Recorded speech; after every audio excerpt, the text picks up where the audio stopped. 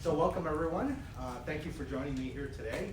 I'm going to be talking about ending the debate of Scrum versus Kanban with the Kanban guide for Scrum teams. So how many people here are a little bit confused about it or trying to get more information on how to disseminate the two?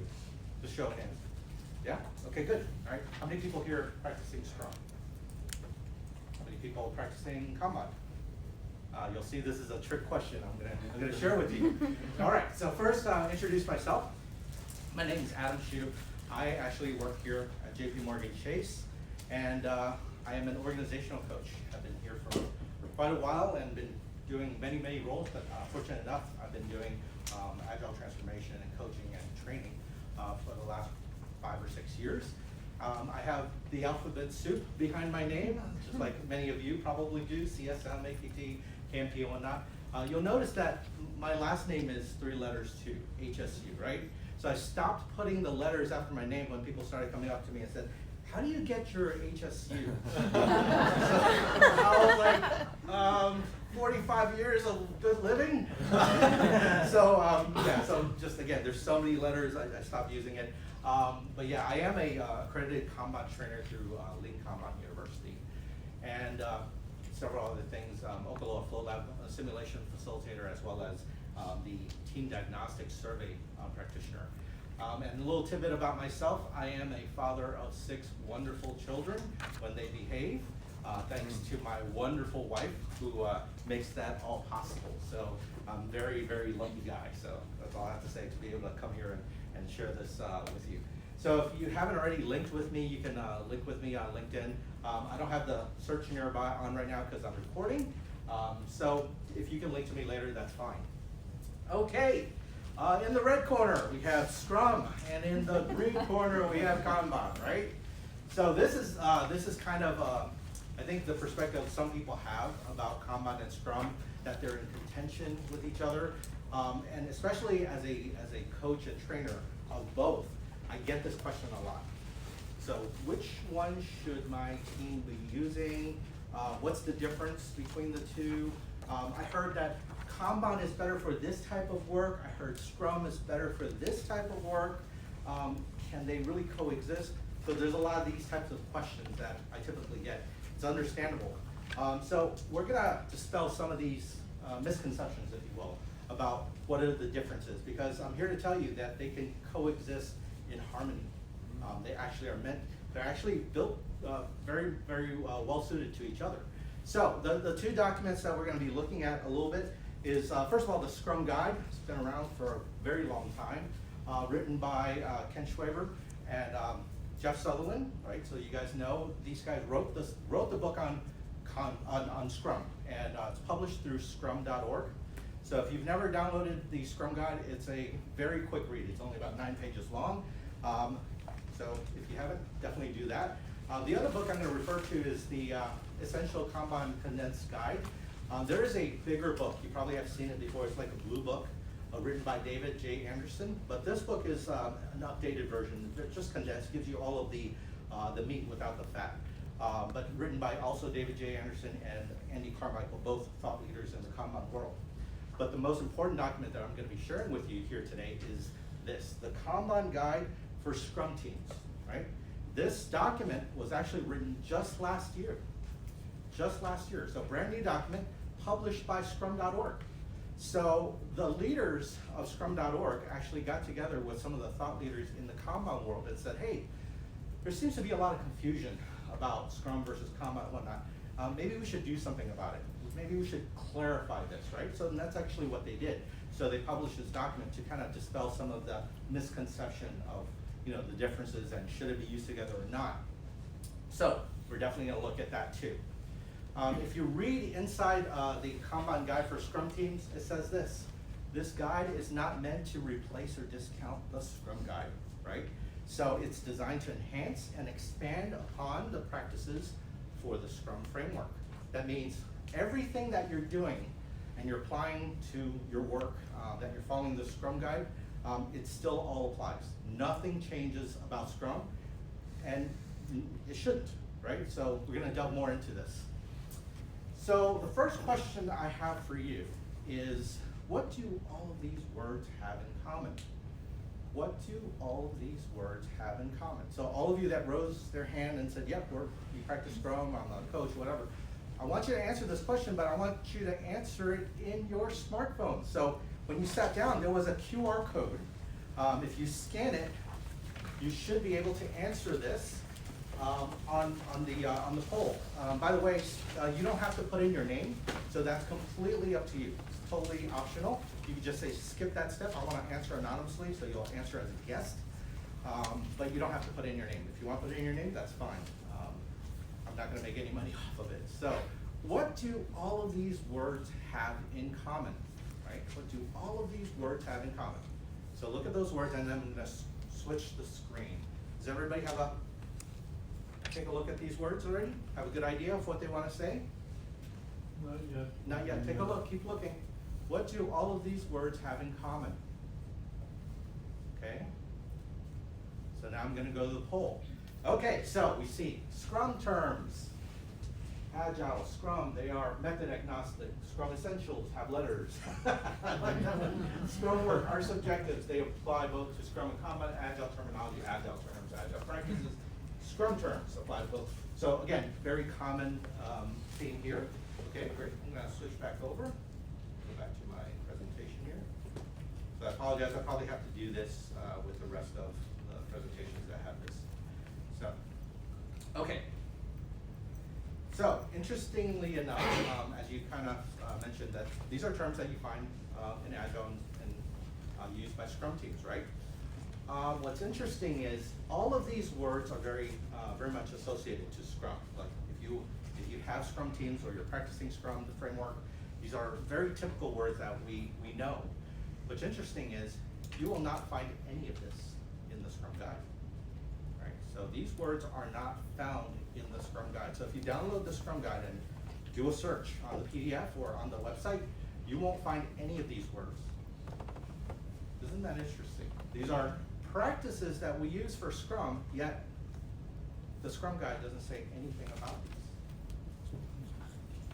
Kind of weird, huh?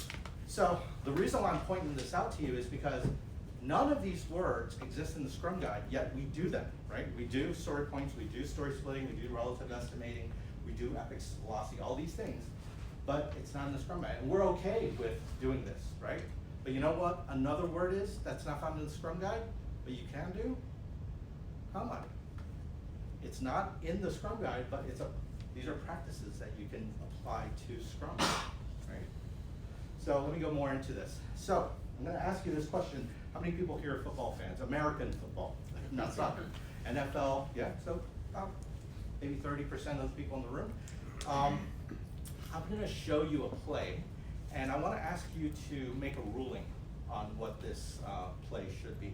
Now I get it, there's some people in this room that did not raise their hand and probably wouldn't know the first thing to call, and that's okay. I'll share with this ahead of time.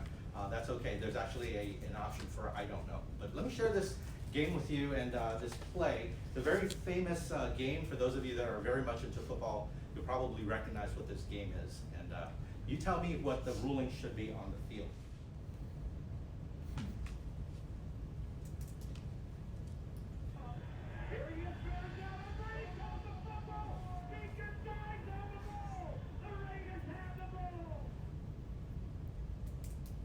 So what is the ruling on the field? You can kind of see here. You have a couple of options. Again, use your phone. Hopefully it'll work again this time, now that I put it on view. There you go. Finally, something works. I don't know. Okay, great. So some people are saying incomplete, fumble, pass interference. Some people saying fumble. Still a lot more saying, oh, fumble took over. Maybe it had something to do with the announcer saying, oh, it's a fumble. Maybe that's why. But, okay, so keep going. All right, so, and the numbers will keep changing as you go.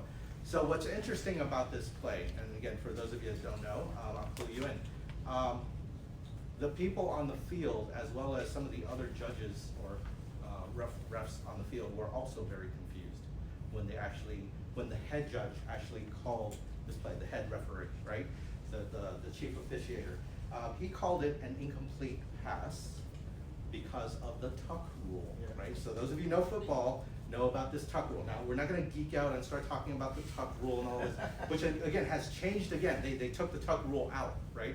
So it doesn't even apply anymore today. But what happened was, Tom Brady was about to throw the ball and he got sacked by a Raider, and he was pulling it into his body and then he dropped the ball. So they ruled it incomplete because the motion of the quarterback was trying to tuck it back in. Again, this was a rule that not many people, even people who know football, were surprised by this rule. They were like, what is this rule, right? It's some obscure rule that this judge apparently knew, and it's named the tuck rule. So after this, there was a lot of confusion, both on the field and off the field. And if you remember when this happened, if you happen to catch the game back then, there was a lot of controversy.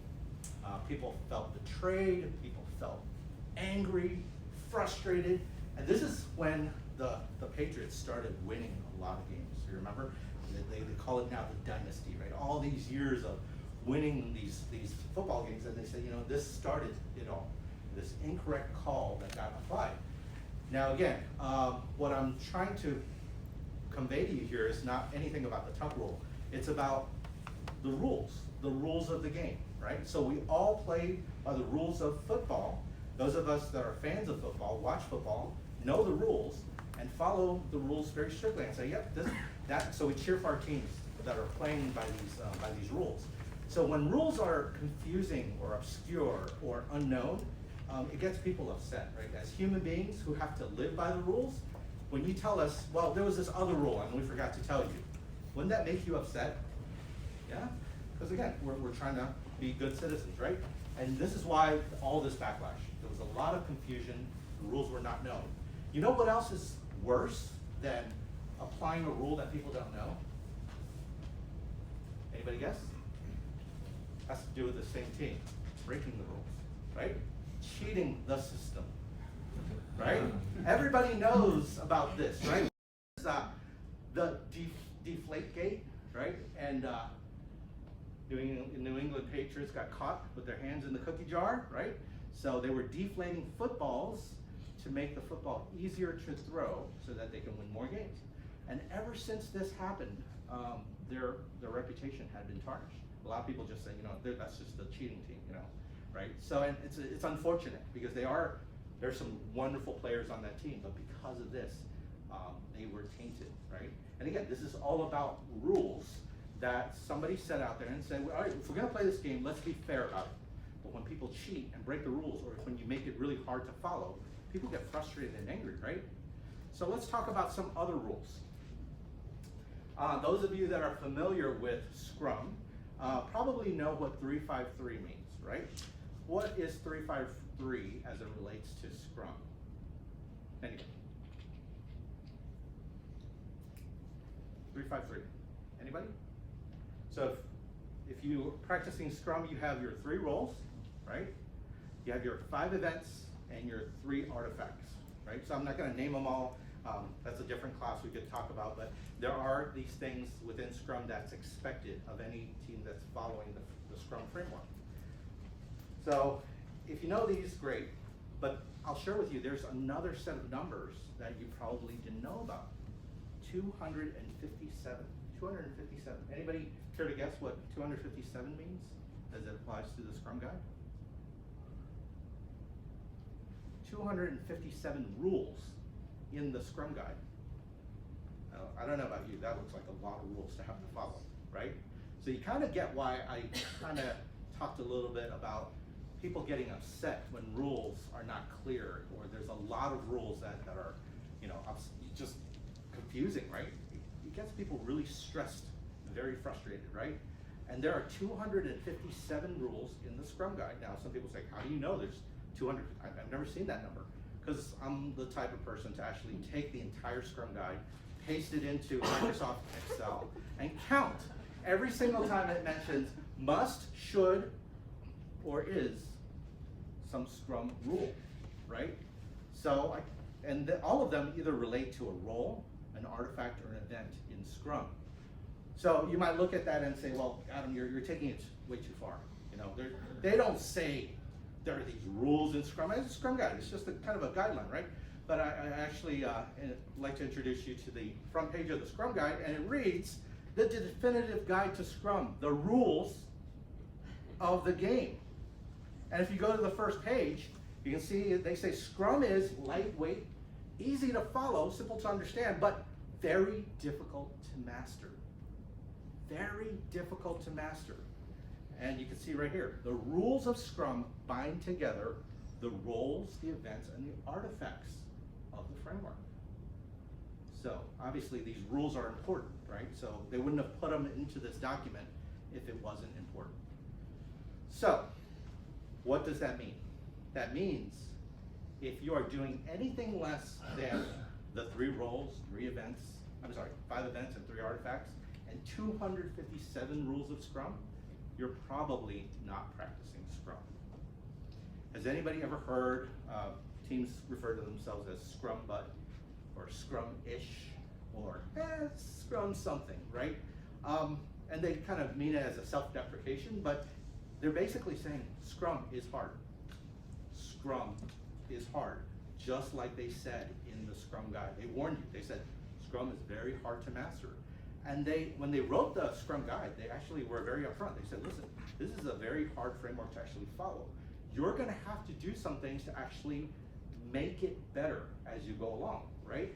So, what I'd like for you to do just for 2-3 minutes is turn to the people sitting right next to you and talk about, if you're practicing Scrum, what are some of the things that's difficult in your current working environment with the current rules of Scrum? What are some of the hard things to do in Scrum, right? So I'm just gonna give you 2-3 minutes to do that. You can do that real quick.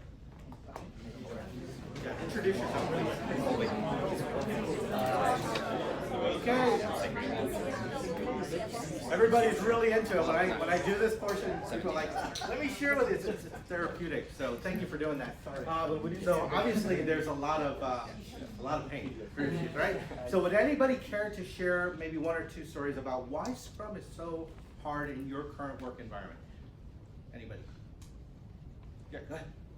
Well, I have a team which is, it's not the environment, it's just that particular nature of that product or team where they do enhancements and they do specialized support. So it's becoming difficult to have Scrum because anytime priority can change, you have to sprint planning.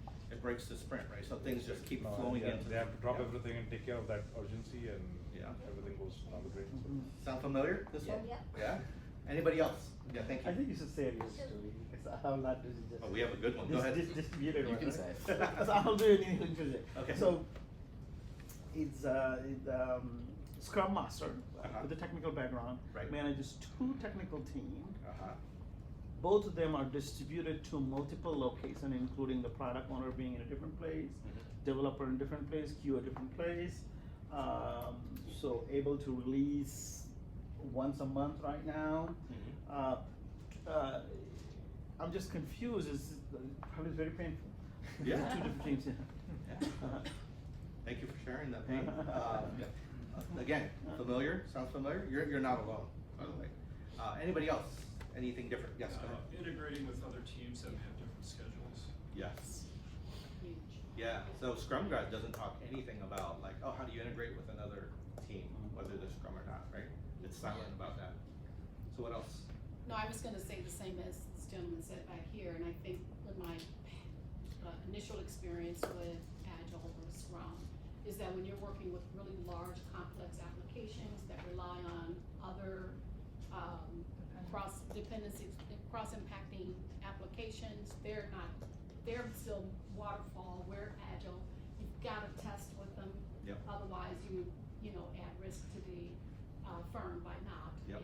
And we've actually seen it happen, right, so. No names, no names. Oh, I'm sorry. That's right. Yeah, so I think that's a huge challenge, and now I'm re-entering technology. Okay. And I'm thinking, I think it was maybe 2007, 8, 9 when we moved to Agile, but now I'm coming back into it, and I'm on a team where I'm thinking we should be more mature by now. We're not about sizing our stories. Yeah. Sprint planning is, okay, it's the end of the sprint, so what didn't you get done? Okay, move it to the next one. Ooh, we heard this one a lot. Let's just Yeah. move it over to the next sprint. Oh, we took care of it in the next sprint, right? Yeah. So leftovers, right? Just keep Yeah. leftovers, okay. All right, thank you again for sharing. Anybody else care to share, like really wanna share? Now we can continue. One more. Small stories. Small stories. What about small stories? I'm getting them. Oh, not Oh. getting them? Okay, so you're still having to deal with large chunks of work. Yeah. Okay, so yeah. the stories aren't broken down small enough. They're vertically split. Yeah, So not splitting stories is a problem. Yeah. Team members. And maybe it's because a lot of those dependencies, right? We have a lot of silos that are taking care of different functions, right? And again, Scrum Guide doesn't talk about any of that, right? So again, this is a real thing. This is a lot of what we all experience. Those of us that are on Scrum teams, those of us that are coaching these teams, and those of us that are managing these teams. These are real pains that our system is dealing with. So Scrum is hard. Let's just say that. Should we all just give up then? Just throw our hands up. Let's go home. We're done. Pull this Costanza, right?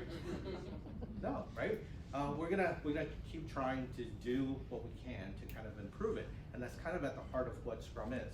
So if you look at the Scrum Guide, what they say is Scrum is founded on an empirical control theory, or it's known as empiricism, right? Based on real data, right? These are the pillars of what Scrum is built on. Now, you'll notice that I highlighted key words here about what they say about Scrum, and what's common with all these yellow words? Visibility. Visibility, right? It's all about transparency of work. How are you going to make your work visible to the people who are doing the work, as well as the people who are managing the work and the people who are expecting the work to happen, right? So where's the common understanding that goes along with the work, right? So that's actually what they're mandating. So this is the plain English translation. The Scrum Guide mandates transparency of the work you do. The Scrum Guide mandates that things are visible, right? You should show where the work is. The interesting thing is they don't tell you how to do it, right? They say you have to be transparent with your work. Make sure that you show it, make it visible, because anybody here building bicycles or Teslas or anything physical? No. All of us in this room are doing knowledge work. We're all knowledge workers. All the work we do, doesn't matter which department you're in, right? Could be marketing, HR, IT, ops. It's all invisible. It's all invisible. And what Scrum is telling you to do, or Scrum Guide is telling you to do, make those things visible. Make it easy to see, right? So here's what they're actually asking you to do. So within your Scrum, right, for the duration of the sprint, how is the work getting into your sprint backlog? How is the work getting into your sprint backlog? And once it's in your sprint, what's happening with it? Can you see what's actually happening to the work? And not only that, not just during the sprint, but before your sprint, how does the work get into your product backlog? How does the work get into your product backlog so that your product owner can then offer it to the team once it's been refined? How are we doing that? And then how about after the sprint? What's happening to all of those done increments? What happens there? Are we visualizing any of that? So that's what they're asking for. How are you being transparent with the work that's being done? Because guess what? Who's doing all of that work anyway? The Scrum team, right? The Scrum team, the development team, they're very much involved with all the work before the sprint and all the way to after the sprint as well, right? So what we're saying here is, let's not give up. This is where Kanban can help, right? This is where Kanban can help. So here's the table. Does anybody recognize this table? Tax table, very recent, it's fresh. It's like a wound that just got, yes, these are the 2018 IRS tax brackets, right? So these basic figures are telling you what tax rate you're going to be assessed based on if you're an individual or if you're married filing jointly, what you're gonna have to pay based on your income, right? Based on your income. All of these rules come from this book or this publication from the IRS. It's publication 17, as a matter of fact. They tell you all the rules about how you're supposed to file your taxes based on the level of income you're making and how many kids you have and all this other stuff, right?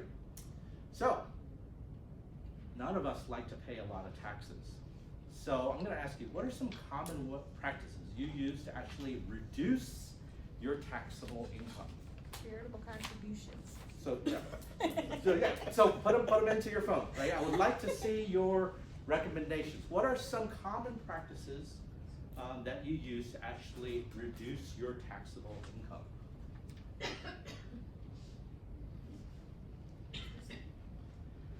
And I'm very eager to find out, because maybe I'm gonna leverage some of these, because I got hit with a huge one this year. Let's see. Oh, yeah. Health savings account. Charitable donations, right? Increasing your business expenses. So those of you, some of you maybe own your own business, right? So you can expense a lot of that. Charity donation depends on your dependents, how many you have, property taxes. Oh, by the way, thank God I have 6 children this year, so that really actually helped me out. I'd be even worse. Open a business account, right? So childcare expenses, retirement funds like 401ks and Roth IRAs and IRAs, right? So the more you can defer into those tax shelters, the less you're going to actually offshore account. I knew somebody was going to put that. All right, legal ways to reduce your taxes, because we know plenty of people who would like to cheat the system. All right, so these are great suggestions. I'll probably have to steal some of these. Okay, great. Thank you very much for doing that. So why I asked this question is because, you know, this publication is very clear about the rules, right? It's all about your income, what tax rate you're going to be applied at, what credits you're allowed to take, what contribution, what deductions, gifts. If you give gifts, right? There's a certain maximum that you can actually do. Foreign assets, right? That's why they have the FATCA rule for people who like to, because somebody said store it offshore, right? They can't see it. Well, you know what? They got wise to that. So there's rules to that too, right? If you're somebody who lives in the U.S., you have to live by these rules. But there are other books out there to help you, right?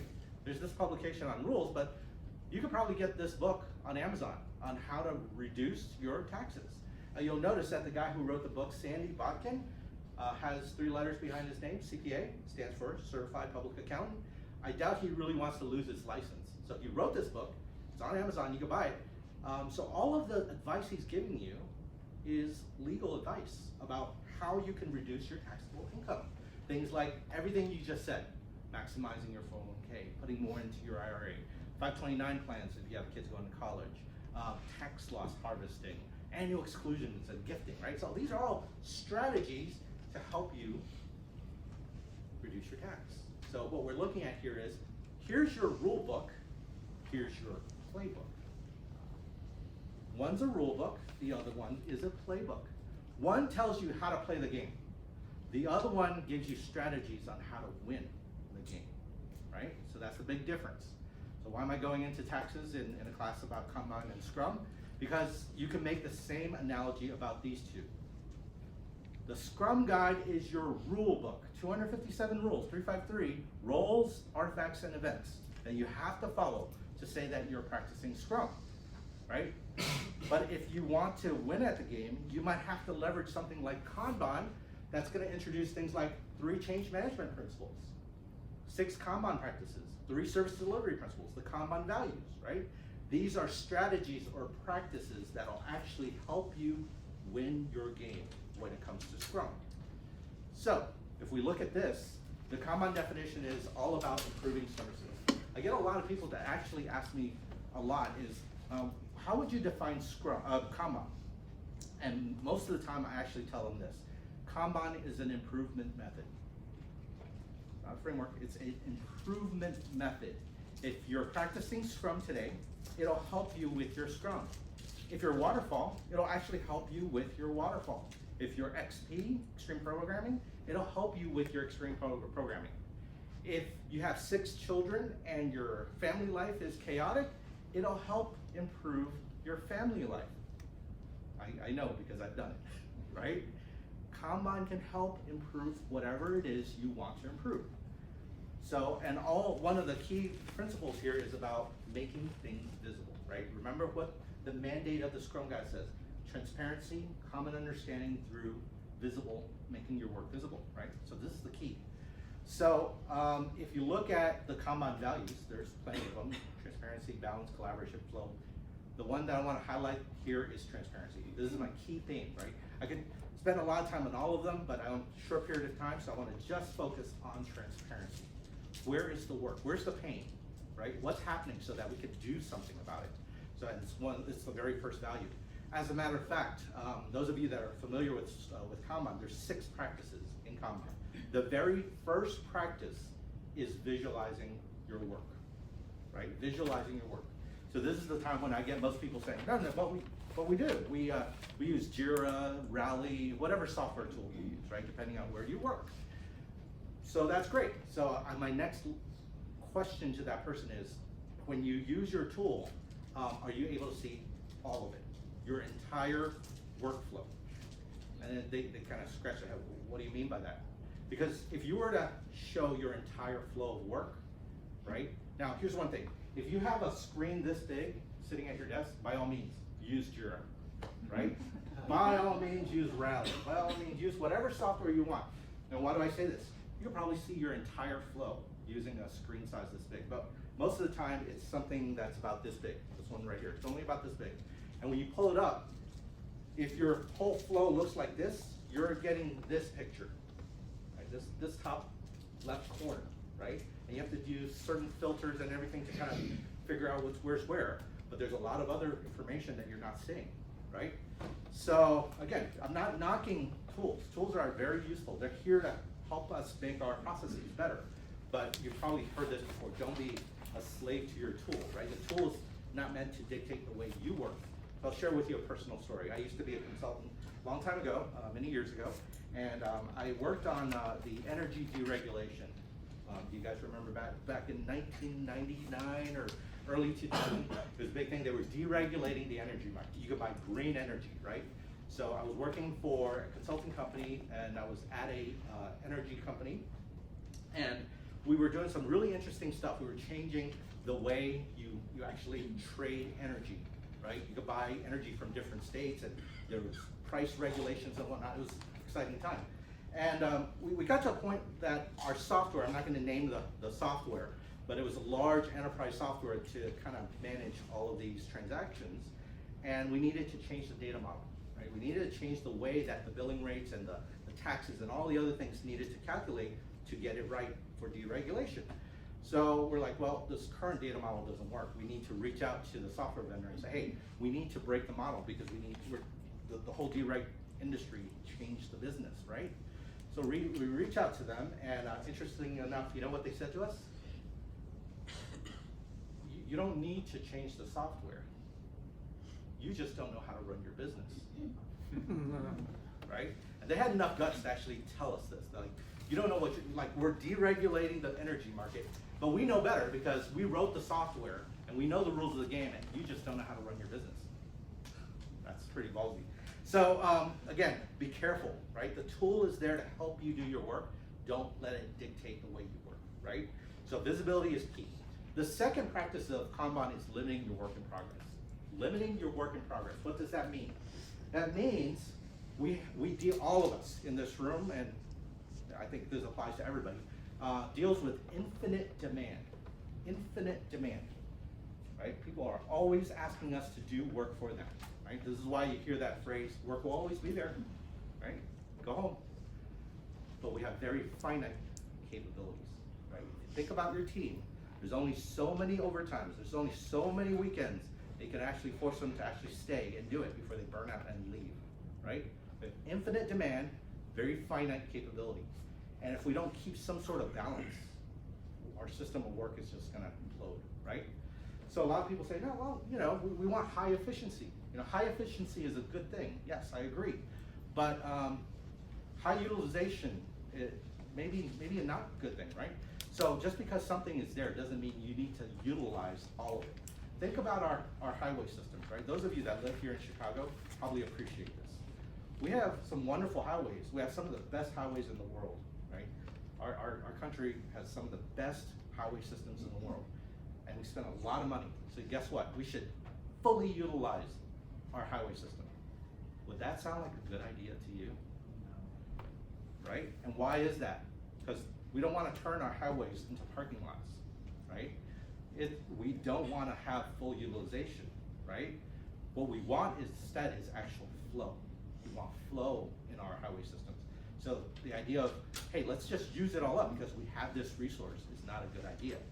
But that's what's meant by work in progress. So another way to say is don't overload your system. And one way by not overloading your system is limiting the amount of work in your system. Term that some of you might know is limiting your work in progress, right? Or work in process. Limit your WIP, right? Limit your WIP. Too much will break your system. Another practice in Kanban is making your policies explicit. All of those things that you guys were talking to each other about all the pains, why Scrum was so hard to do. If you think about it, all those other things that you're dealing with are policies in your work environment, right? Or the way that it's structured, right? So all of those other policies have nothing to do with Scrum or your teams that are trying to practice Scrum. They're just policies that you have to follow as well, right? So I work at JPMorgan Chase. We're very specific about what we can and can't do with the data that we have for our customers, right? We need to protect it, we need to make sure it's secure so we don't end up on the news somewhere, right? So we have to follow very, very strict policies about the way we work with our customers, right? That doesn't say, okay, then you can ignore these now because you're Scrum. No, you have to do it on top of, right? And that's why sometimes you see segregation of duties. That's why we see siloing. Sometimes we see, disparate teams and whatnot, right?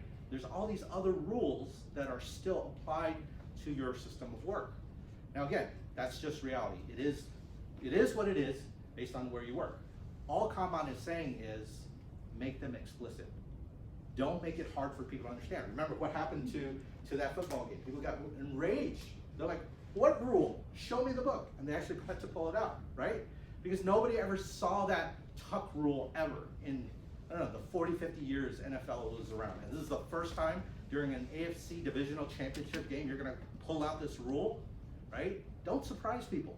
If you have explicit policies that you need to follow, make it easy for people to see, right? So that's what making policies explicit means.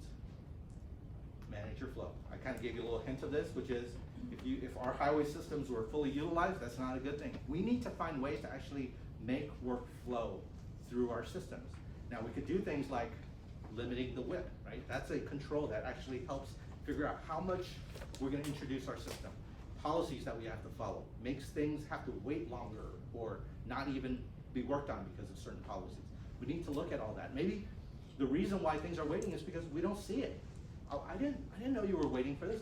If I knew, if there was some way I could see this, right? So these are ways we can actually make our systems easier for people to understand, right? And the goal is to kind of get to what we call a pull system, right? So that we actually pull work through our system when we have capacity to do so.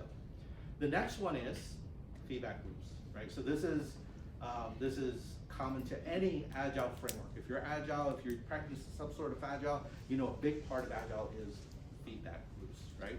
The sooner we get feedback about the work that's being done, what's good and bad, the better we have a chance at actually improving it, right? So wherever we can inject feedback loops, that's a good thing to improving the system of work, right? So the more feedback loops you have, the better. The best type of feedback is real-time feedback. That's just a fact, right? Don't wait, say, oh, wait until that particular event, then I'm gonna tell them. So I can't even remember when that happened, right? So the sooner, the better. And then your final Kanban practice is improve collaboratively and evolve experimentally. That's pretty straightforward. Don't go off in a corner and decide for yourself what we're gonna be doing, and don't tell your team. Make sure everybody, especially the people who are doing the work, are involved in helping to create ways to evolve your system incrementally, right? We see a lot of practices that are big bang, right? Let's just change everything overnight. So any of you have kids? I think most people have kids in here, right? What happens if you take your kid to the doctor, they're sick, and the doctor goes, oh, I don't know what's going on, but I'm gonna prescribe you 10 medicines. I'm gonna give you 3 antibiotics, 6, blah, blah, blah, blah, blah. What should you do when you hear something like that from your doctor? call the cops or run away, right? That's not a good thing. We don't want to try it. We need to respect the system. We need to let things evolve incrementally. So that's all about respecting the system, right? And trying to treat the holistic system, right?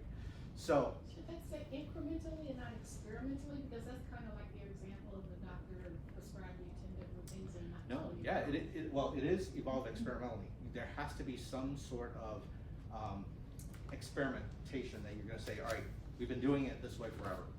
Nothing's changed.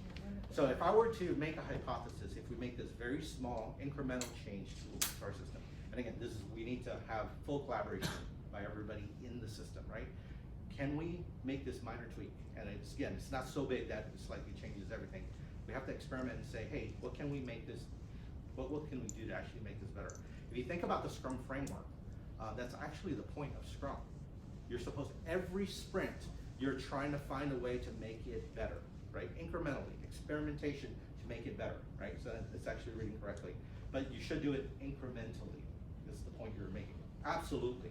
And that's actually kind of at the heart of what Kanban is. It's not coming in big bang change. Let's do small experiments to see if we can kind of make it better. And this is why I hate the phrase best practices, right? Best practice, I'm done. This is the best. There's no improvement anymore, right? There's always better practices we can try to make things better. So again, these are 6 practices of Kanban that, again, works very well with Scrum. How do I know this? Because if you look at Scrum, most of Scrum leverages this already, right? Your sprint backlog is visualizing your work within the sprint. Your sprint planning is when your product owner offers the team, hey, what would you like to take in? We would like to take in 10 stories. Okay, great, that's our limit. Don't introduce any more than that, right? Definition ready, definition done, undone. These are things that actually make it very clear about what's ready to come into a system, what's not, right? Manage your flow. Yes, we could pull three stories all at the same time and start all of them all at the same time, and then it turns into 50 tasks. Or should we start with one story, get that one done, and then move on to the next story, get that one done? So taking a more lean approach to getting work done, right? So managing your flow. Again, Scrum, it's built in, sprint retrospective. At the end of every sprint, you're getting feedback about what went well with that sprint, right? So this is, again, built in. And then retro improvement experiments. Coming out of those retros every time should be some suggestion of something we can improve to make things better. That's the whole reason to have those retros, right? So again, this works very well with Scrum. So these practices that Kanban say to do, it's already kind of part of Scrum already, right? So I want to give you this picture. This shouldn't be a very hard picture to understand. I think most of us have gone out to eat before, right? For us, because there's so much chaos in my house, sometimes we do go out to eat, right? And this is kind of a normal flow if you go out to eat at a restaurant, right? So the restaurant service delivery flow comes from when you first arrive at the restaurant all the way to the time that you leave, right? And there's a lot of stuff that happens in between. This is a full end-to-end picture, and there might be even more further details than that, but I try to keep it at least pragmatic enough to say, all right, that represents the majority. So my question to you is, if you had to look at the performance of this restaurant, where would you say the start of your service begins? If you had to measure the performance of the restaurant, where do you think we should begin measuring where the service begins? So all you have to do is just click on that particular area that you think is, oh, cool. So we have some people already voting. So you either click on the picture just somewhere in the box. So we have people voting, oh, when you're greeted or when you first arrive. Wow, majority saying when you first arrive. And maybe all of you are valet parking. I don't know. I never valet park, so until I get into the restaurant, first interaction. But okay, for some of you, majority of you are saying when you first arrive. Now some people, until I get my first drink, like that one. Until I get my first martini in my hands, that's when performance begins. Okay, cool. Thank you for doing that. But you can see overwhelmingly people are saying when they first arrive at the restaurant. So then my next obvious question I'm asking is, where should the service performance end? Where does the service performance end for the restaurant service delivery flow? Some people are saying, oh, my server finally brings back my card so I can leave the restaurant. And people are saying until I depart the restaurant, right? So some there, some about the same, okay? Until I pay my server, right? Okay, interesting. So that's interesting.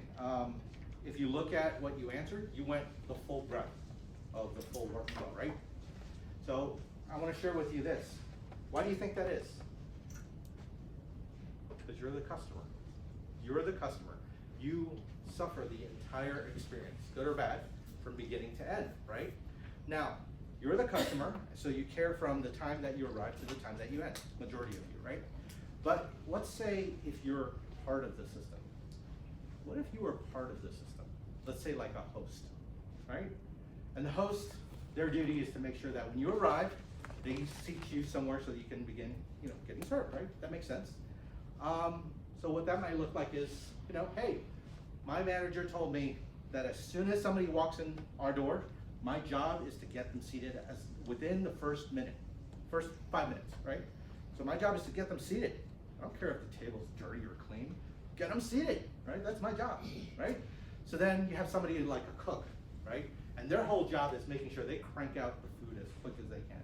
As soon as they receive an order, man, that food is sitting on that, that counter, ready for somebody to pick it up to take it to the table.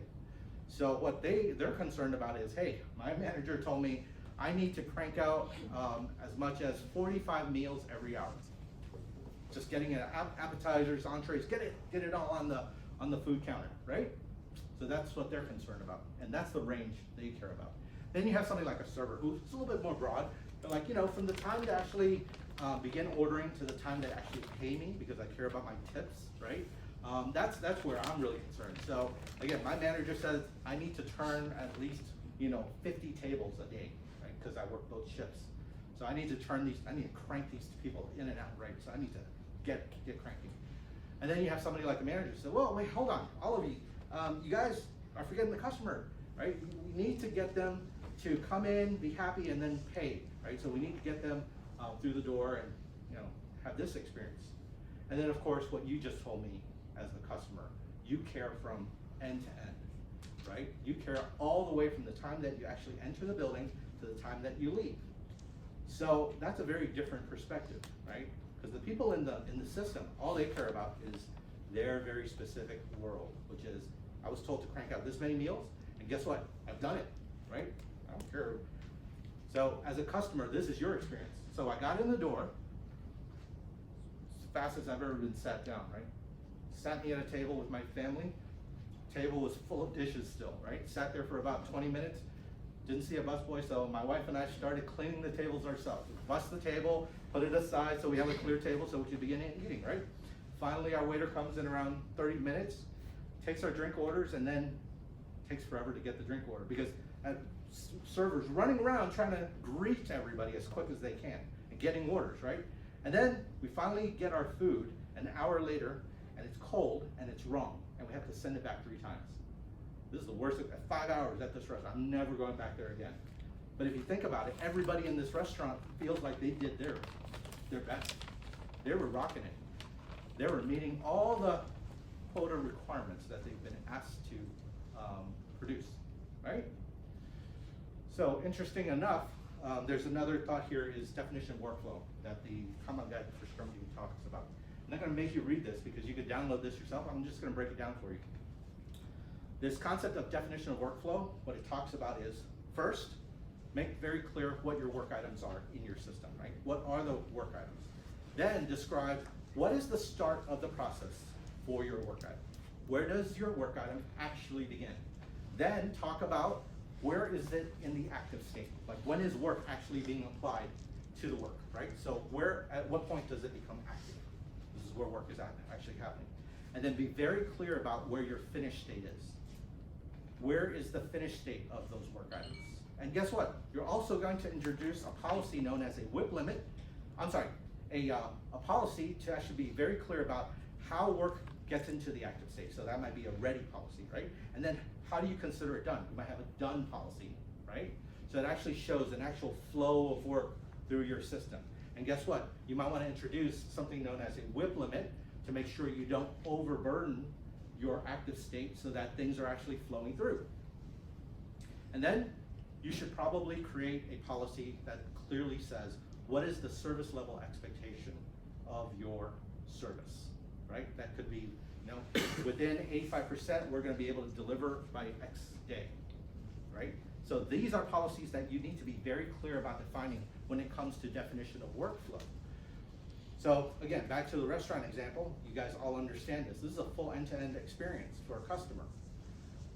If you switch it around a little bit, this looks very familiar to what we have to do at work every day. From the time a customer has an idea and they ask for something, to the time they actually get it in their hands to be able to use it, there's a lot that goes in our system all the time. The question is, where are you measuring? What are the things you're actually measuring in your workflow, right? So you might be, if you're following Scrum, you might be just measuring this. I'm cranking out 10 steaks a day, right? I'm doing a wonderful job, I'm cranking it out. I'm knocking it out of the park. But you're just talking about your sprint, right? Nothing ahead of it, nothing behind it. And this is what the Kanban Guide for Scrum teams is talking about. You need to broaden that scope, because there's work that's actually being done ahead of your sprint, as well as work that's being done after your sprint that you should be concerned about. And are you consistent with that, right? Are you reliable when it comes to that? And by the way, your sprint flow is not equivalent to your workflow, your full definition of workflow, right? Your sprint flow or your sprint work is not synonymous with your definition of workflow. You might have to actually be very clear about where does the work enter and where does it leave and where's the active states in between. Because if you're not clear, then everybody thinks they're doing wonderful, right? They have to be very clear about that. There's also 4 metrics that they introduce in the Kanban Guide for Scrum teams, and that is work in progress, work age item, cycle time, and throughput, right? So you heard Jürgen talk about this in the morning, right? It's not good enough that we're talking about story points and velocity and burnout charts anymore. We need to look at these things. These things are actually telling you what your system is capable of doing. How much work in progress do you have in your system? Again, if you're just considering your sprint, looks fantastic. We only have five work items. No problem. Every sprint we do 5 work items. Or do you really have only 5 work items? Because all of that is work that's trying to flow through your system. And if you only care about that middle piece, guess what? We're missing the big picture. Literally, right? The other thing that we have to think about is work item age, right?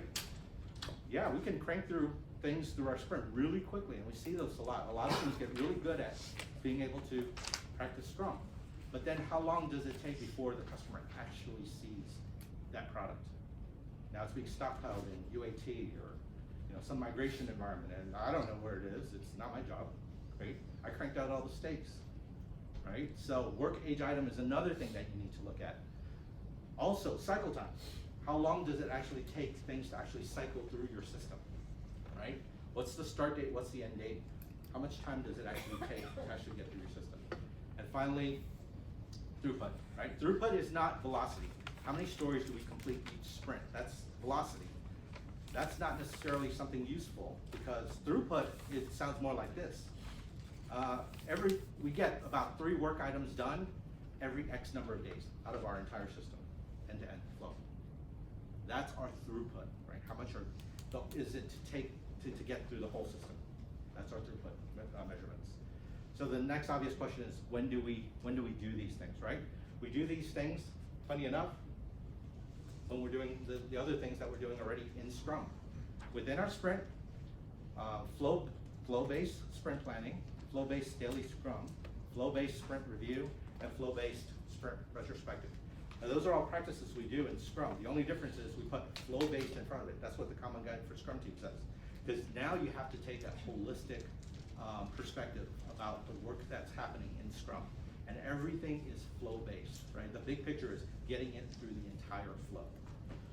So, this is what I've just shared with you. This is what it tells you in the Kanban Guide for Scrum teams. Kanban enhances your Scrum, right? And anything else that you're doing. It visualizes your workflow. It limits the work in progress in your system. You should collect these metrics that I just shared with you, right? Throughput, aging, WIP, all those things.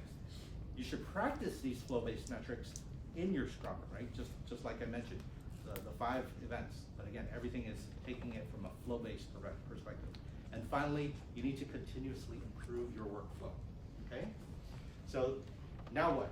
You've just learned all this. Can you take it to the next level? Absolutely. First, again, go back and actually read this document. It's not very long. The Kanban Guide for Scrum Teams, a very easy read. Everything that I've just summarized for you, you'll find in this document. You might want to pick up the Essential Condensed Kanban Guide, right? So that's, again, a wealth of information, very small, it's a pamphlet, right? And then there's a wonderful book written by Mike Burrows called Kanban from the Inside that actually takes you through the steps of how to implement Kanban, right? And then if you really want to learn a little bit more about Kanban, you could always take some training. Just go to linkkanbanuniversity.edu. You can look for some classes in your area. So questions, we're out of time. If you really have questions, I'll stick around. You can ask me. I'd be happy to answer any questions. But I would like for you to answer this last question. What is one word you can describe about your understanding of Scrum versus Kanban now after this presentation? What's one way you can describe this presentation? So what one word can you apply to your understanding of Scrum? Yep, there you go. Thank you. Flow, harmony, yes. Yes. Thank you. These are all fantastic words. Complimentary. Yeah. So I've done my job. So this is proof. This is proof I've done my job. And please keep putting it. I'm gonna switch over because I want to show you something else, but I do want to get this word cloud. So if you are typing it in, please finish. But I do want to thank you for coming. And by doing that, I'm gonna actually give you guys all a free gift. So please come up and get your own Kanban board. So the big thing about Kanban and why I love Kanban so much is it's a pragmatic way of learning and doing. What the way they teach is pragmatically, and the whole goal and essence of the Kanban method is you can begin doing it right away as soon as you get back to your desk at work. Right? So you don't need permission to actually start using a personal Kanban board for your own learning. So try this out. The only thing I'm going to ask you to do, right? So there's 2 things I'm going to ask you to do. If you want to come take a board, feel free. The only thing I ask you to do is 1, connect with me through LinkedIn, right? And maybe you could share something about what you learned in this presentation. I would love that. And 2, if you could give me feedback of your own use of this board, I would love to get that. So just shoot me an email and let me know how things are going. You reach me through LinkedIn or the email address I put in here. So feel free to come up and grab your own. Thank you very much for your time. Thank you.